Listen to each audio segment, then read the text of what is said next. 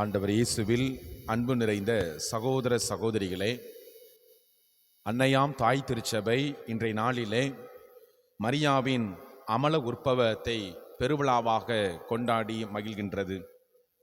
திருத்தந்தை 9ஆம் பத்திநாதர் 1854ஆம் ஆண்டு இன் எஃபாப்லிஸ் தேயூஸ் என்ற திருமடலிலே அன்னை மரியாள் அமல உற்பவியாக பிறந்தாள் என்பதை அவர் கோட்பாடாக அறிவிக்கின்றார்.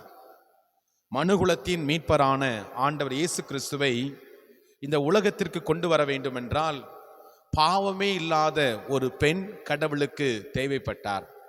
எனவேதான் கடவுள் அன்னை மரியாளை பிறப்பிலிருந்தே அவர் தேர்ந்தெடுத்தார் என்பதை நாம் நினைத்து இந்த நாளில் கொண்டாடுகின்றோம். பிரியமான சகோதர சகோதரிகளே, இதே நிகழ்வு 1858ஆம் ஆண்டு பிரான்ஸ் நாட்டினுடைய மசப்பியல் குகையில் அன்னை மரியாள் 18வது தடவையாக காட்சி கொடுத்த பொழுது தனது பெயரை அமல உற்பவம் என்று சொல்லி அந்த பெர்னதஸ் சிறுமி காட்சி கொடுக்கின்றார். இந்த திருவிழா நமக்கு சொல்லிக் கொடுப்பது என்ன? தூய்மை, புனிதம்.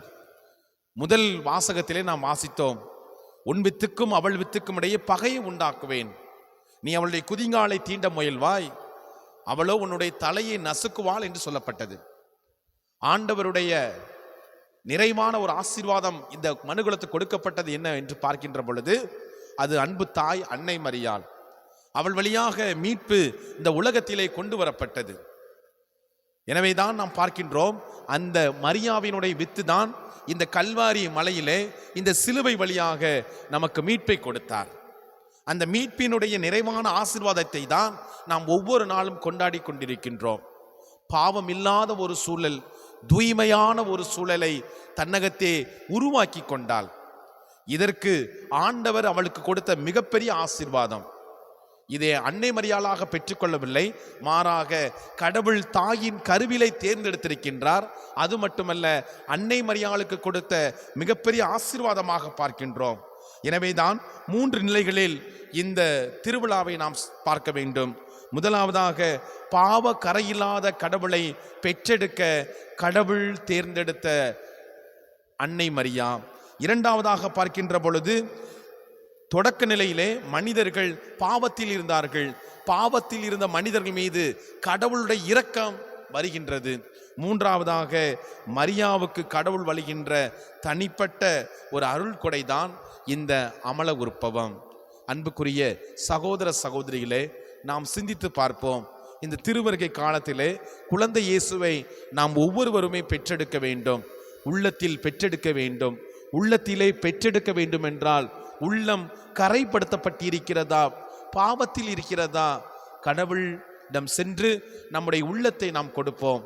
ஆண்டவரே, நீர் வந்து தங்குவதற்கு என் உள்ளத்தை நான் பண்படுத்துகின்றேன், நீர் வந்து தங்குவதற்கு என்னுடைய உள்ளத்தை நான் தயார் செய்கின்றேன், நீர் வாரும் அமல உற்பவமாக என்னை மாற்றும் என்று சொல்லி நாம் ஜெபிக்க வேண்டும். அதற்காகத்தான் இந்த தெய்வீக கல்வாரி திருப்பலி நமக்கு கொடுக்கப்படுகிறது. பூசை வழிபோல் பாக்கிய செல்வம் இந்த உலகத்திலே இல்லை. புவி நிரம்ப பொன் கொடுத்தாலும் இந்த பலிக்கு ஈடாக எதுவும் இல்லை. ஒவ்வொரு முறையும் நாம் திருப்பலியிலே நாம் பங்கெடுக்கின்ற பொழுது பார்வையாளராக அல்ல, நாமும் இணைந்து குருவானவரோடு இந்த திருப்பலியை நாம் நிறைவேற்றி கொண்டிருக்கின்றோம். இந்த திருப்பலியிலே என் பாவமே என் பாவமே என் பாவமே என்று சொல்கின்ற பொழுது நம்முடைய பாவத்தை நாம் உணர்கின்றோம். இறுதியாக நாம் சொல்கின்றோம், ஆண்டவரே, நீர் என் உள்ளத்தில் வர நான் தகுதியற்றவன், ஆனால் ஒரு வார்த்தை மட்டும் சொல்லும் என் ஆன்மா குணமடையும். ஆண்டவர் வார்த்தை சொல்கிறார். உன் இல்லத்தில், நம் இல்லத்தில் வந்து தங்குவதற்கு ஆண்டவர் விருப்பப்படுகின்றார். ஆண்டவருடைய தெய்வீக கூடாரமாக நாம் வாழ்வதற்கு ஆண்டவர் விருப்பப்படுகின்றார். ஆனால் நாம் எடுக்கக்கூடிய முயற்சிகள் என்ன? பாவத்தை உணர்ந்து பாவத்திற்காக மன்னிப்பு பெறுகின்றோமா? இந்த கல்வாரி மலையிலே, இந்த கல்வாரி திருப்பலியிலே நம்மையே நாம் முழுவதுமாக ஒப்பு கொடுத்து ஆண்டவருடைய ஆசீர்வாதத்தை, பாவ மன்னிப்பை பெற்றுக்கொள்கிறோமா? அன்னை மரியாளை போல நாமும் வாழ்வதற்கு இந்த மண்ணகத்திலே நமக்கு நிறைய அழைப்பு கொடுக்கப்படுகிறது. பயன்படுத்துவோம். ஆண்டவருக்கு நெருக்கமான பிள்ளைகளாக வாழ்வோம். அன்று அன்னை மரியாவுடைய திருவயிற்றிலே ஆண்டவர் ஒரு முறை தான் பிறந்தார். இன்று நம்முடைய உள்ளத்திலே ஒவ்வொரு நாளும் நம்மை தேடி வரக்கூடிய ஆண்டவர் நாம் தான் அந்த ஆண்டவருக்கு உரு கொடுக்க வேண்டும். நாம் தான் அந்த ஆண்டவருக்கு உயிர் கொடுக்க வேண்டும். எப்படி? என்னுடைய நல்ல சிந்தனை, என்னுடைய நல்ல செயல்கள், என்னுடைய நல்ல எண்ணங்கள். நாம் நல்லதை நினைக்கின்ற பொழுது, நல்ல காரியங்களை பற்றி சிந்திக்கின்ற போது, நல்ல செயல்களை செய்கின்ற போது ஆண்டவர் நம்மை குறித்து அகமகிழ்வார். ஆண்டவர் நமக்கு விண்ணக கொடைகளை இம்மன்னகத்திலே கொடுப்பார். நன்று நன்று நம்பிக்கைக்குரிய என் மகனே, என் மகளே, உன்னை குறித்து நான் மகிழ்கின்றேன் என்று சொல்லுவார். அன்று ஆண்டவர் திருமுழுக்கு பெற்று யோர்தான் ஆற்றங்கரையிலிருந்து வெளியே வருகின்ற பொழுது வெளியிலிருந்து ஒரு ஒலி கேட்டதல்லவா, இவரே என் அன்பார்ந்த மகன், இவர் பொருட்டு நான் பூரிப்படைகிறேன் என்று. நாம் பாவத்தில் இருந்து கழுவப்படுகின்றோம். அந்த பாவத்தை உணர்ந்து பாவத்திற்காக மனமருந்துகின்ற பொழுது விண்ணகத்திலிருந்து ஒரு குரல் நமக்காக ஒலிக்கப்படுகிறது.